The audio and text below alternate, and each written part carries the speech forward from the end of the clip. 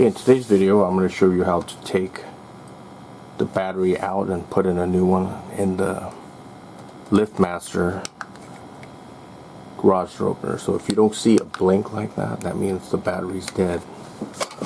So to get it out, we need a tool, maybe something like this. So we just open the cover, slide it open like that. You can't just remove the battery, so we need a pair of tweezers.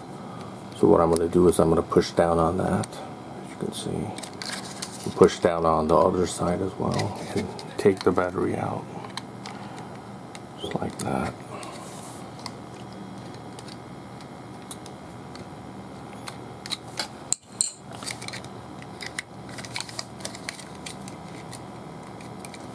So now I'm able to remove the battery.